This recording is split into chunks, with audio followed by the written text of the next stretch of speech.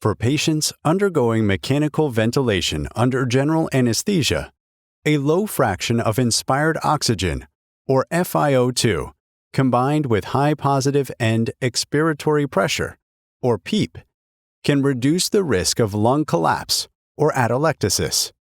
This study used 10 piglets to evaluate the effects of two FiO2 levels during mechanical ventilation: a bilateral gravitational atelectasis model induced by low PEEP and a unilateral atelectasis model by left bronchial occlusion were generated.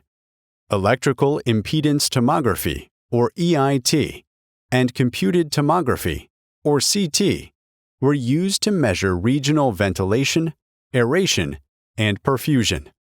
In both models, higher FiO2 produced more collapse and denser atelectasis.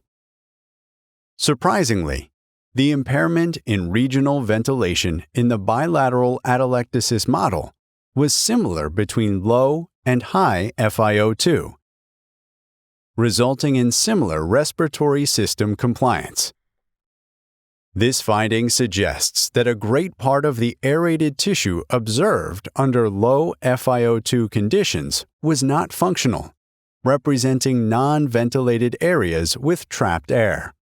There was a ventral shift in perfusion after bilateral dorsal atelectasis and a contralateral shift in perfusion after unilateral atelectasis, but with an important difference between the two models.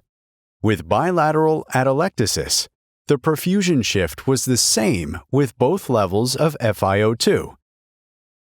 In the unilateral atelectasis, higher FiO2 caused an extreme reduction in lung volume and a higher perfusion shift than lower FiO2.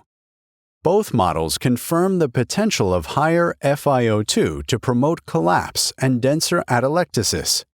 However, in the bilateral atelectasis model that represents the common scenario of general anesthesia, lower FiO2 did not result in better lung compliance, regional ventilation, or perfusion redistribution.